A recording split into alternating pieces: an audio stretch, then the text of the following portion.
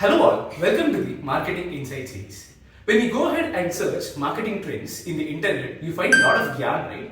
But here we are going to discuss about marketing trends which are being practical.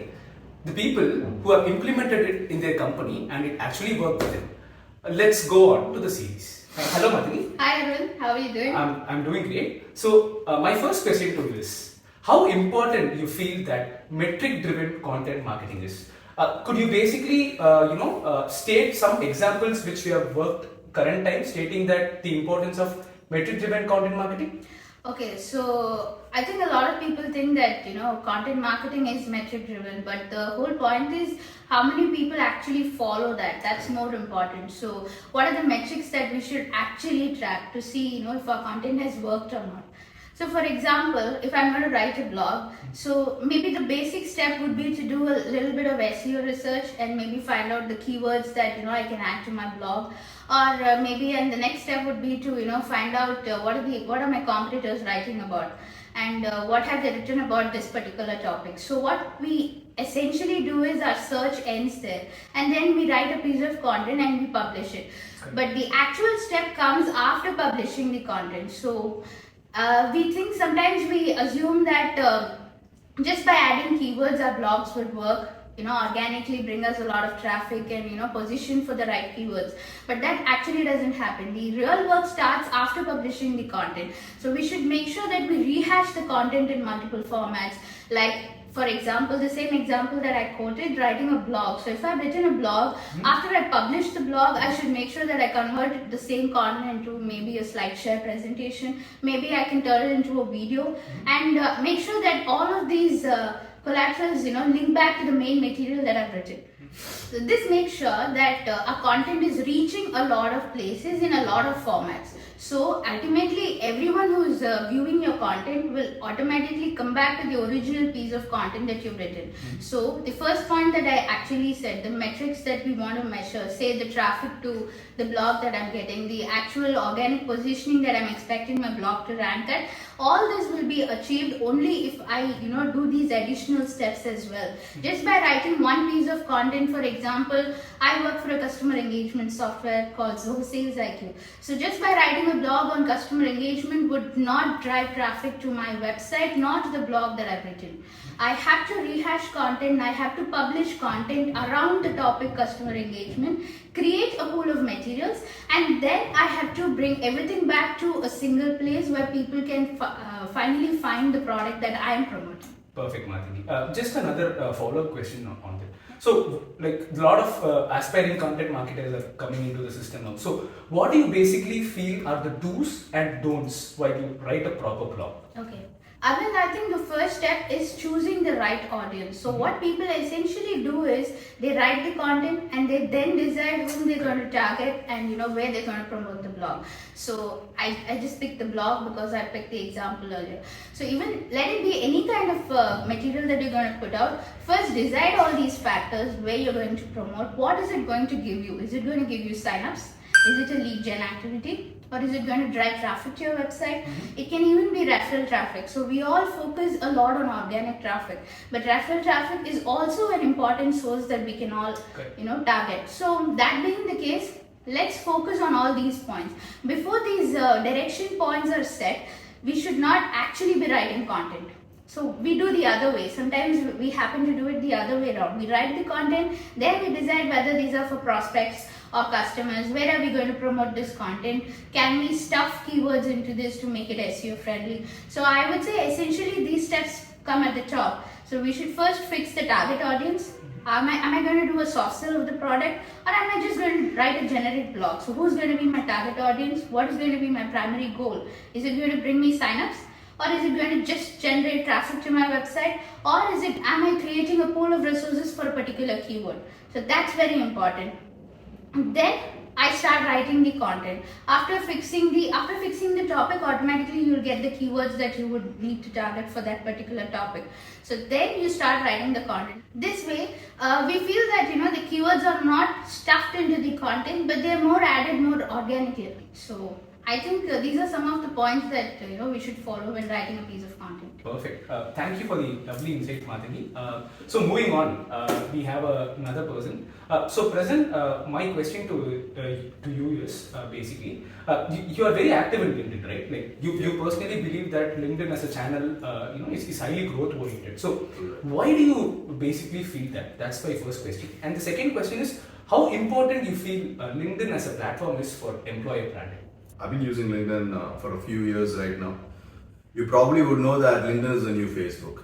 Correct. Because on LinkedIn, we see people sharing memes, we see people sharing their personal sob stories. Nothing wrong about it because that's how the world has changed or evolved, I would say. So we can either crib about it and complain about it, saying people are using LinkedIn like Facebook, or we just have to embrace it and move forward, thinking this is how it is, this is how the world has changed. Because people have moved more into visual storytelling through Insta, or people are more into Snapchat. So if you are still stuck with the mentality that we're not supposed to use LinkedIn like Facebook, I think we are losing big time on that. When I talk about LinkedIn, there is a way how you use a LinkedIn personal profile, your own IDs. There's a way of how you use it for your page, your showcase page or your company page, be it a B2B page or a B2C page or your personal profile. Invariably, at the end of the day, it's basically human to human communication. So it doesn't matter. People might have different strategies. If you see on the online internet, people have different strategies for B2C, B2B. Yes, there would be minute changes or minute differences in strategies adopted for B2B and B2C. But invariably, at the end of the day, your metrics are going to be the same.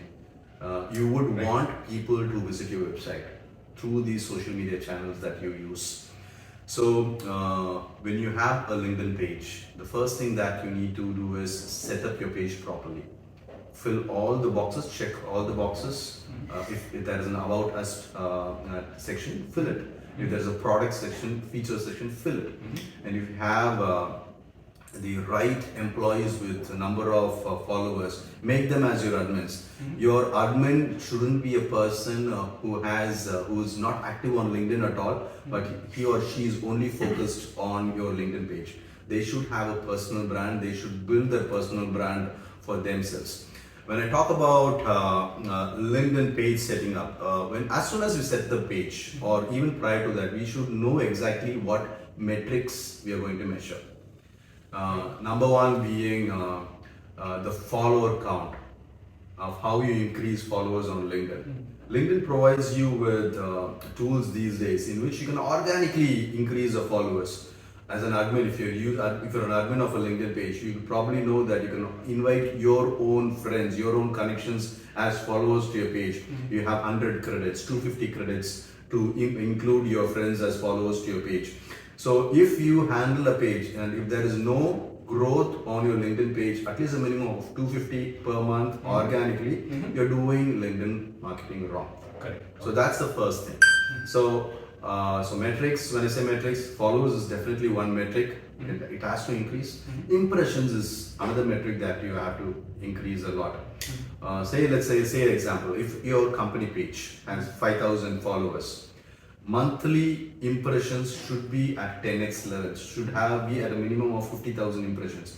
If you have only 5,000, 6,000 impressions on your monthly posts, you are not planning your daily posts regularly. So plan your daily posts regularly, post it, plan it in a sequence manner so that it has a continuous storytelling approach. Present, a quick follow-up question here. Yeah. So I think you made a right point here. Present, you've been posting like a lot of marketing insights, right, as a LinkedIn post. So basically, how do you plan it? Let's say you plan it 30 days in advance, or it's like daily morning you get up and you just go through the basics and you see that this is a question which you need a lot of insights from the other people, or you basically believe this question might help like a lot of freshers entering into the segment. So how do you basically do that? You're talking about an aspect in which you're talking about how I write marketing insights for my personal Correct, page. yeah. This is not anything to do with your company page. Correct, exactly. For a personal brand building activity, What I do personally is write content or write anything on LinkedIn that has personally worked for me. Okay. Because right now, go type 10 marketing tricks for 2023. Correct. You will have X number of blogs. You will have a lot of people talking about it on LinkedIn, on videos, on reels, on shorts. You can find it everywhere around you. So my personal belief is whatever I've tried, whatever tested, what has really worked, I would like to push it to the public. So that is my main goal when I write content on LinkedIn. Also question myself as a thought leader in the marketing front because with the ways we have the years of experience, when we say something that has really worked for us, I think that will really create an impact. Moving ahead, I think I answered this question. I think so. But moving ahead with what I was talking about when I was talking about company page, ultimately, be it the followers increase, be it the impressions count, ultimately you have to drive traffic to your website because LinkedIn is just a complementary supporting social channel which is actually going to push your visitors to the website. So all the content that you put on LinkedIn has to lead your visitors to your website. But here is where the trick is, the way you post content. If your audience is predominantly from your own country, for example, we are Indians and we post, our 80% of the audience is from India. So I have to post in such a way at 9 o'clock or 10 o'clock every morning. It has to be posted. I am not supposed to post at 3 o'clock in the evening or 4 o'clock in the evening. So the time you post actually matters a lot when it comes to LinkedIn posting, depending on the audience that you attract. If I'm going to attract a US audience, if I'm running this page from India, I'll be posting content every evening, not every morning. So that's number one. And and second thing is, as you said, do you plan much ahead? Is a question that you ask. Even when you run a company page, yes, we do plan ahead. We take an account of all the important dates in that particular month, and we actually fine tune our content to be posted on those days also. And just posting is not enough. You have to properly engage. This is where engagement or reputation management comes into play. The way you act on your own personal LinkedIn page is different from the way you act on your company page. There are certain brand guidelines that you have to follow. You can't be subjective. You can't fight and argue with people on LinkedIn company pages. You have to be a little bit diplomatic in certain areas. You have to call a spade where it's supposed to be called. When it comes to people attacking you left, right, and center, yes, if you have to see whether your product is doing a mistake. If there is no mistake on your part, you can't be ruthless. You can't be rude at the same time. You have to act in such a way. The person who's attacking also is like won by you. And when you talk about postings, there's always this organic and inorganic mix. Organically, definitely you can grow easily by 500 followers every month. 250, automatically you can pull in your own connections to your page. Apart from that, based on the postings, based on the engagements, you can drive another 250. So 500 is the minimum set value that you have to keep in mind of increasing your followers on a month-on-month basis. And if you use inorganic method, if you have a budget, marketing budget for social media or for LinkedIn, you can actually use that to boost your posts. You can do ads on your LinkedIn posts every month. You have to choose the right post to be boosted, not every other post, but the right key feature that you have to boost every month, so that another 250 or 300 followers add on to your LinkedIn page. So invariably, if you're doing LinkedIn marketing right, you have to at least have 1,000 followers. If you're starting at a starting phase, you have to plan in such a way by the end of the year, you have at least 10,000 followers if you're starting at 0. So that's how LinkedIn growth should be. Perfect, Prasanna. I think thank you for providing a very good insight on both how to promote LinkedIn in a company page as well as professionally and you're building your personal brand as well. Thank you for providing the insights. Okay, thank you, Aravind. Madhavi was talking about, I want to add this point. Madhavi was talking about content marketing, the way she posts a blog, the kind of homework she does. But after posting a blog, Madhavi, have you done any exercise that has actually helped you in actually boosting the page visitors to the blog? Yes, Preston. So what we typically do is we create a pool of resources over a single topic. As I mentioned earlier, so it's not usually enough to create just one blog or one web page for a particular keyword or a topic. You need to create a pool of resources around it. And after typically creating the content, so like I said, the work doesn't get completed there. So the real work starts after that. So to answer your question, recently what we did was we took cross-linking as an activity among the team members, that we made sure that each of our blogs were linked at least from 10 places, Okay. from 10 other pages in the website, be it blogs or be it other videos, relevant videos, be it other presentations, anything that we've created around the topic, say customer engagement. We made sure that the blog that I've written or the blog that I've created now is linked from each of these materials, so that I create a lot of hyperlinks organically. I don't have to sit and figure out, okay, where do I have to go and now promote this blog. So this way, organically a pool of content is created and users also benefit from it. So this is not purely an SEO tactic. So users also benefit from this. If I'm going through a web page and I have a relevant link that tells me more about a particular topic, redirecting them to that particular blog will actually help the user learn more about the product before they're actually making a purchasing decision.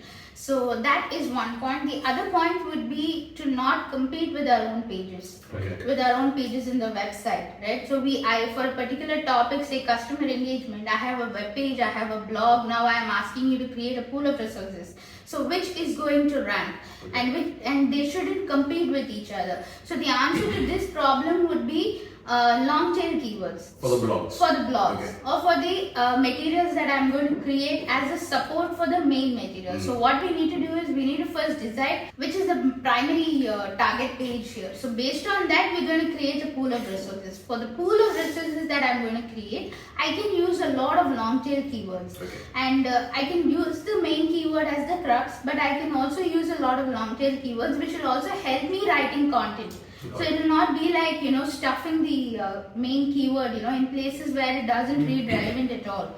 So this way I think we can make things work, and this is one of the major activities that we do. Very nice. Oh, perfect. Thank you, Mataji. I think that was a very good insight, especially trying to not compete with your own pages. Yes. I think that's the takeaway.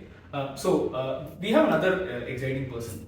I know this topic is interesting for all. B2B event marketing. Yes. So why do you strongly believe that events as a channel has a lot of potential? So how do you justify that events is as a channel, it's been predominantly growing, I would say, right? Like, Yes. almost like a lot of SaaS companies wants to be in the event. They want to hire a booth, run the event successfully and generate leads out of this. So what is your perspective on event marketing? First of all, hi Arvind, and thank you so much for inviting me to this panel. I think we were saving the best for the last, so I'll keep it absolutely short. So just touch upon a few important factors that when it comes to executing a successful event.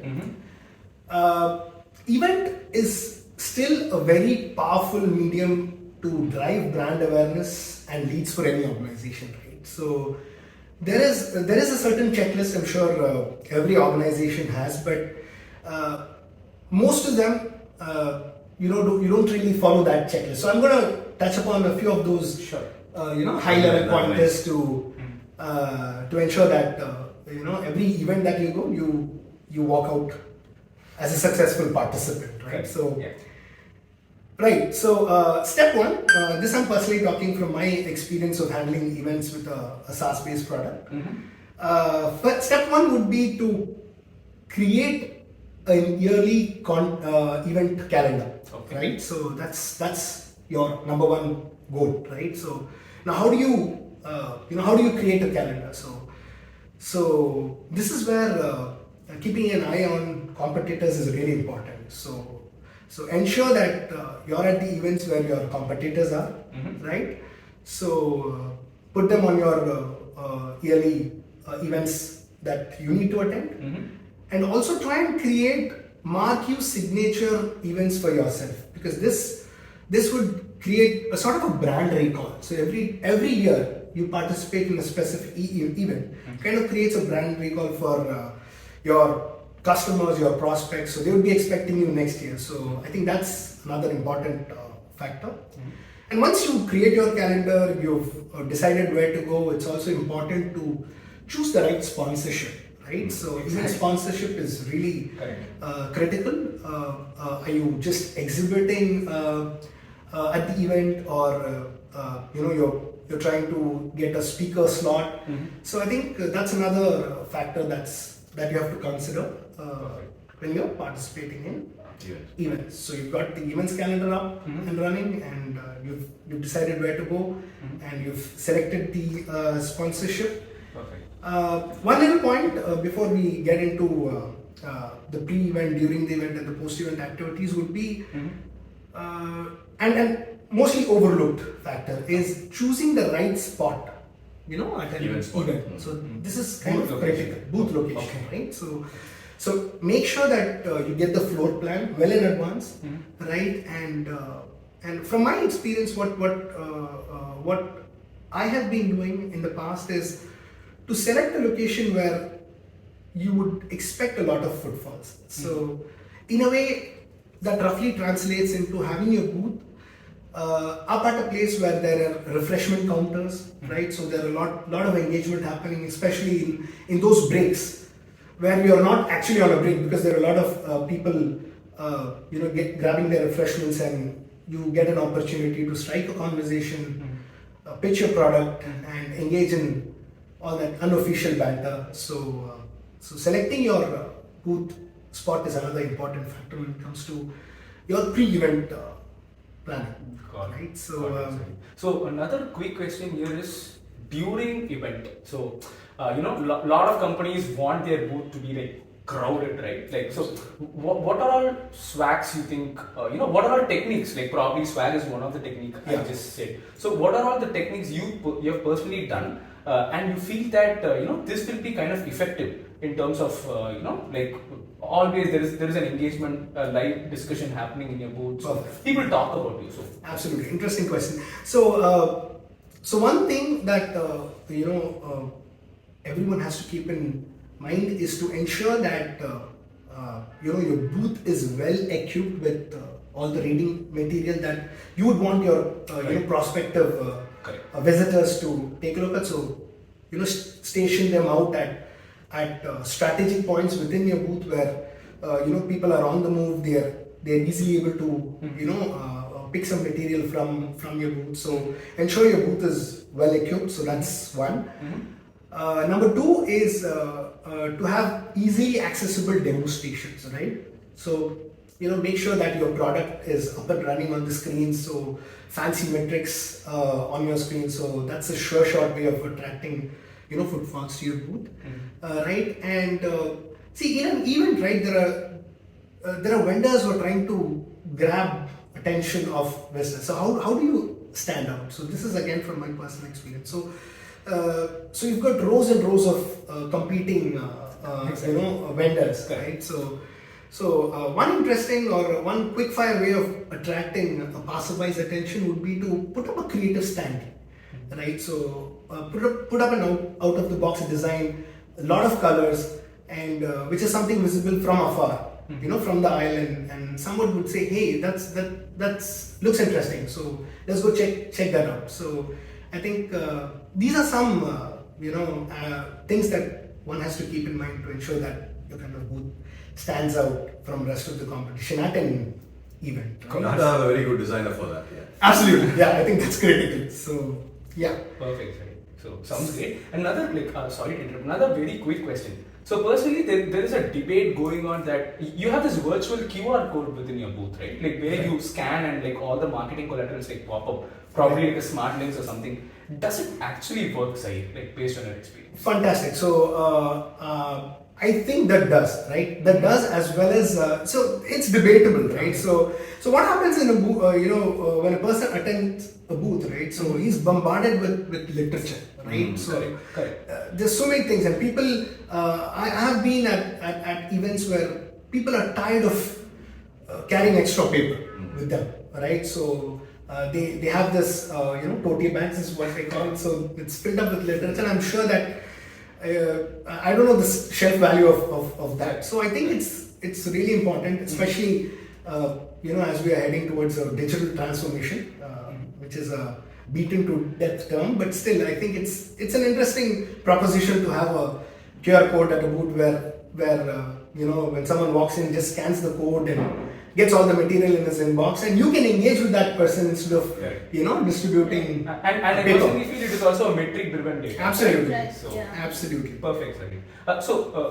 Following up my question, like, what are all you think that the post event? I think we all believe that one of the most crucial event, one of the most unnoticed Yes. phase of event marketing, I believe. So, what are all the activities you would probably advise folks to go about the post event marketing, and what happens to the leads, Sahil? So that is another question which I want to Absolutely. ask. So that's another interesting question. So I just like to quickly touch upon an aspect here. So before I get into post event, so you've figured out your calendar.